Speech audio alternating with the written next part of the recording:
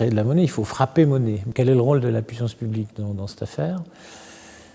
D'abord, c'est de donner crédit à une monnaie qui, d'une certaine façon, est à un moment donné éditée et dont on décrète qu'elle a une valeur d'échange entre des biens ou des services. De ce que je vois, apparemment, il n'y a pas de blocage bancaire. Alors ça, on n'ira pas discuter avec un certain nombre de banques, mais avec d'autres, elles seront plus vite partenaires et on les connaît. Effectivement, il faut un éditeur de la monnaie locale. Il faut une banque centrale, quoi. Le Crédit municipal est une banque locale qui ne dépend d'aucun groupe bancaire mondialisé. C'est la banque de l'économie sociale et solidaire. Et c'est elle qui organise le guichet du Boussole. Donc nous avons notre banque centrale à nous. Elle est boulonnaise. Il y a une implication financière des collectivités. Enfin, je pense que... Et ça, il faut l'acter. Pour avoir été à l'origine de cette réflexion de la monnaie locale, c'est que nous pouvons toujours être en quête de la sophistication. Mais c'est toujours au détriment de l'efficacité et du message que l'on essaie de véhiculer. Donc il faut faire simple, il faut faire adhérer le maximum de personnes. Il faut que les chances de succès de la monnaie locale soient suffisantes. Si on met trop de conditions complexes, ça diminue les chances de succès. Je pense que du point de vue du consommateur, encore une fois, il faut ne pas lui rendre la vie plus compliquée qu'elle ne l'est maintenant. Donc n'importe quel dispositif qui serait plus compliqué à utiliser qu'un billet ou qu'une carte de crédit, c'est mort. Je pense qu'on peut oublier. Je suis consommateur, je veux avoir des boussoles, donc je vais notamment actuellement au Crédit municipal pour échanger ma monnaie, c'est-à-dire j'échange mes euros contre des boussoles. Si je donne 20 €, je reçois 21 boussoles, j'ai gagné donc 5% de pouvoir d'achat.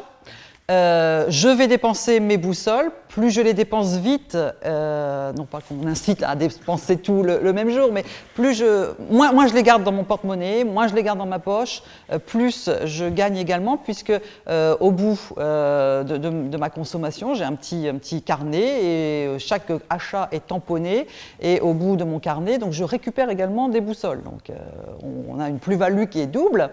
Inversement, donc le commerçant qui s'engage et qui est lui prestataire de services, lui cotise, donc c'est l'équivalent des 5%, il cotise et reçoit finalement la plus-value qu'apporte Boussole avec ce réseau de consommateurs qui viendront chez lui pour acheter chez lui parce que lui est reconnu comme prestataire.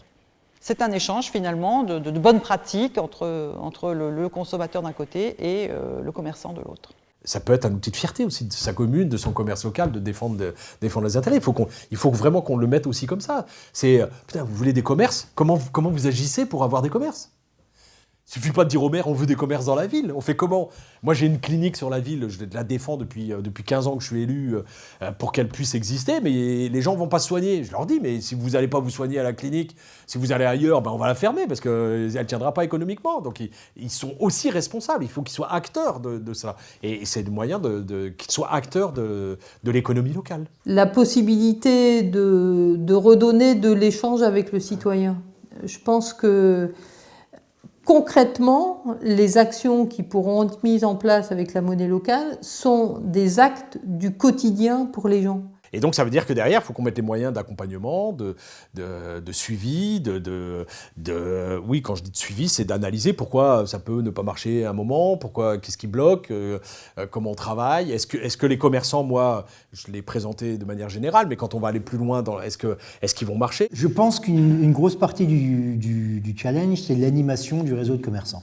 Si vous avez 2 commerçants dans votre truc, très clairement, au bout de 6 mois, c'est mort, parce que les commerçants ne sauront pas quoi faire de leur monnaie, les clients ne vont pas s'emmerder avec une monnaie alternative qu'ils vont pouvoir utiliser chez 2 commerçants. Il suffit qu'il y ait un des 2 commerçants qui soit le garage, ouais, je vais faire la révision de ma voiture une fois par an, et puis l'autre, bon. Donc il faut effectivement arriver à une masse critique, et c'est ça l'enjeu. Donc c'est vraiment un problème politique d'animation du territoire et de développement du territoire. Donc je pense qu'il faut investir sur cette idée. et investir en ayant un accompagnement technique, économique, politique, technique et d'ingénierie, j'allais dire, solide.